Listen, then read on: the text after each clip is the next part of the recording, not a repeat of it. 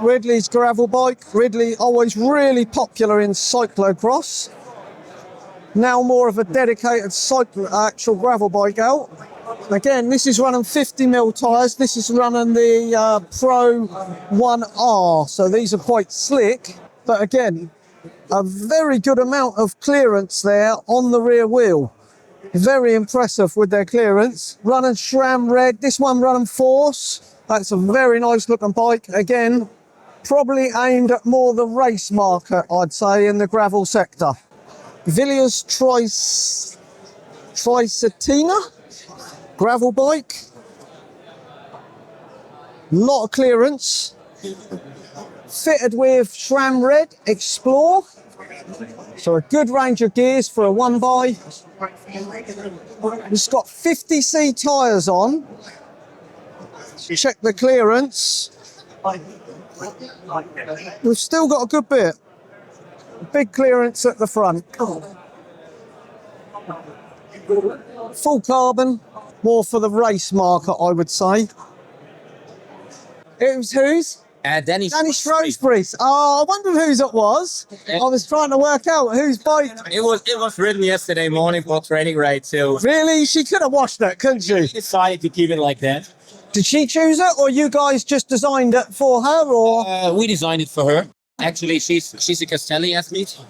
So, well, we had her jersey inspiration. Okay, so you blend the colours. And our designers then just, made it matte. This is like the retail version of the Dark Matter, as you can see here. In the Force version, in the top spec, this is Danny Shrewsbury's bike. And most people do not recognize that it's the same platform. Okay, no different. It's the same frame, exactly the same frame. Not a different carbon layout, and nothing, no difference. Now we're into the gravel gallery. We've got another Argon 18. We've already seen Argon. But we've got one of their race bikes here. Steelbell. We've got a Pashley. Now they've gone for a RockShox suspension front fork. Quite how much travel that one's got, I don't know. That looks like bigger than a normal gravel fork that I've seen, but not sure how much travel that one's got. Then we've got the Envy Mog, along with the Argon 18 Dark Matter. This is one of my favourite looking bikes. Again, it's got the concealed stall storage. We've got the J Laverick. This will be a titanium, newly launched at Rouleur, this one. So they've got 50mm tyres on here. Looks like this one is 1x only though, from the shape of the chainstays. But they are running the Parcours self-inflating tyres. You can see them on my tech video. Cannondale Lab 71. Riley gravel bike. I do like the Riley. I prefer the other shape frame where it more flows in. I don't mind this one, but I am a bigger fan of the other Riley frame. Massive fan of the titanium Riley frame. It's a very pretty bike. This one's also quite nice. Looks like it's been well used off-road. And we've got a 51 gravel bike. Not one I'm familiar with. Again, looks like a well-used bike. It's got an aero tail fin on it.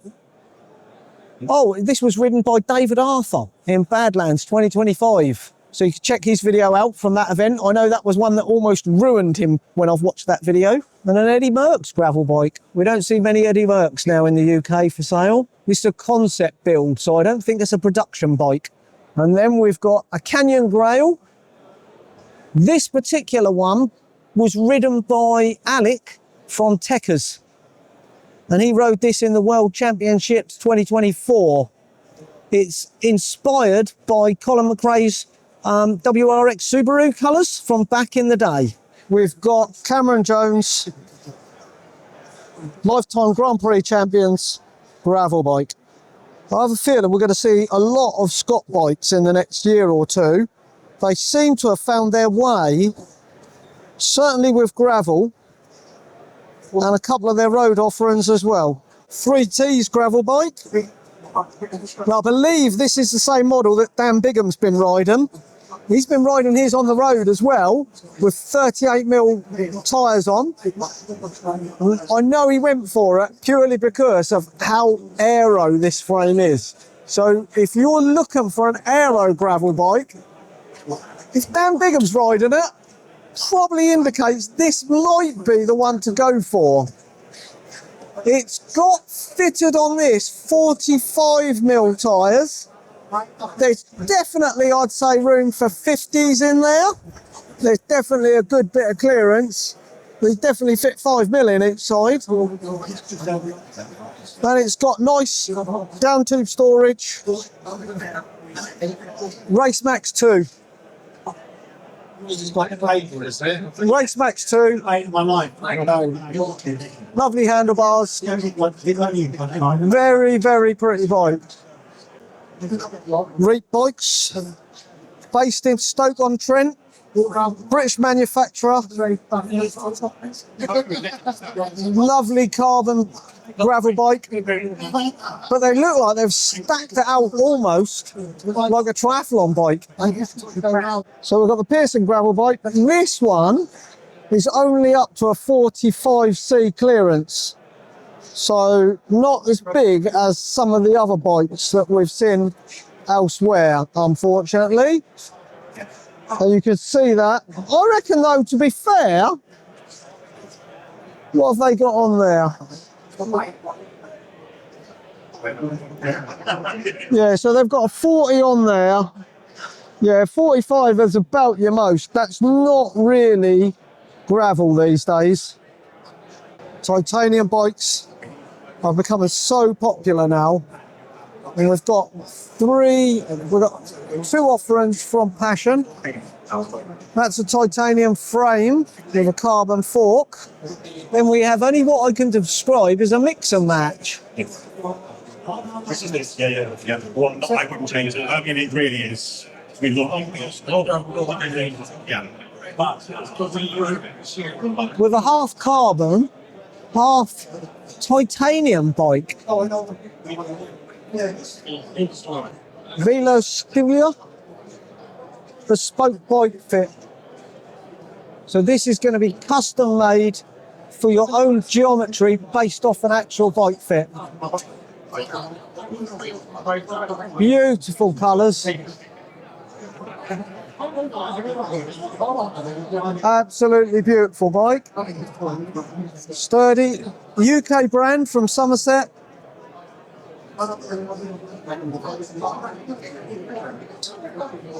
Conventionally made, I guess, but all custom made to your geometry. So this bike would be your perfect fit. So if you're into those more traditional bikes, give Sturdy a look for sure. Is this steel or aluminium? They're both titanium. Oh, both titanium. Yeah. Okay. Same exact bike. Like one's just painted. Okay. It's our very top shelf road bike, the RT0. Yep. It's all made to order. It's custom geometry thing. Okay. So it's all off a bike fit. It's tailor-made for the person. Yeah. And a mosaic. Yeah. All we do is titanium. This is our only model that's a blend of titanium and carbon. Everything else. It's fully titanium. Right. We released these on limited basis, so we did 25 of these this year. We'll probably do another 25 next year. So quite. But we have a bunch of other models that make up our whole product. Yeah. And that just is it. Are you doing the combination to give it a bit more compliant? Is that why? We want to try different material and see what we got. So it's actually, I think, having ridden this one a bunch, that it's a very. My overall perception of this bike is that it's really lively and direct. Okay. And I think that's a result of this D-shaped tube. Yep.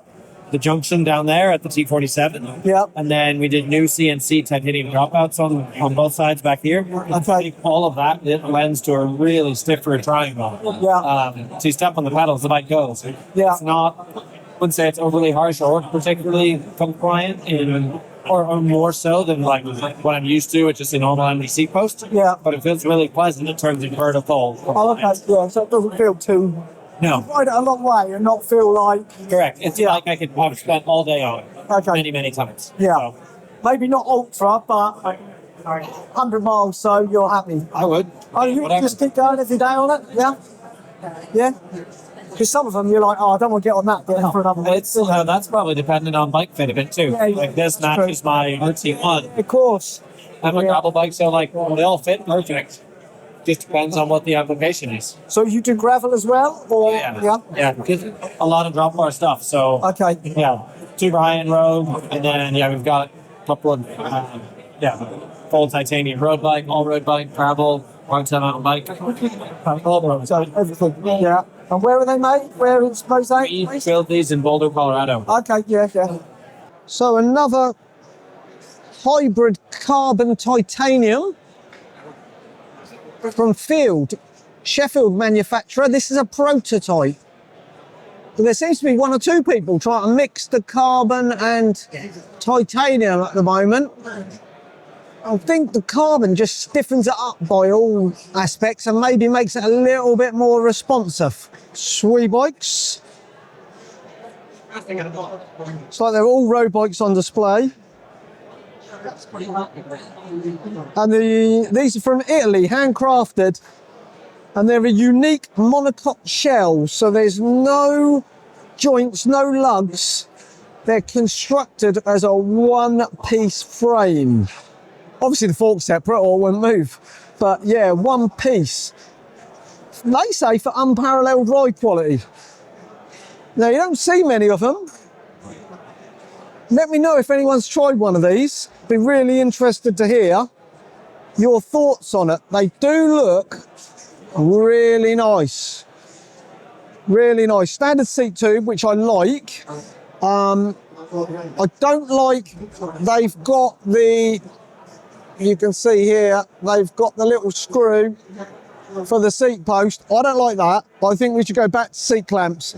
Much more secure, you can clamp them up a lot tighter, so that's what I like.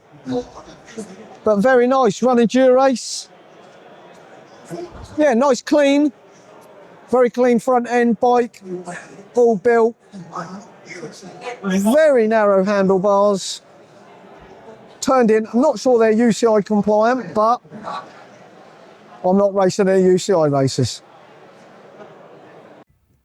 If you've enjoyed this video, please remember to like and subscribe, really helps me out with the channel. And also check out my other videos of all the bikes and the latest tech from Rouleur Live 2025.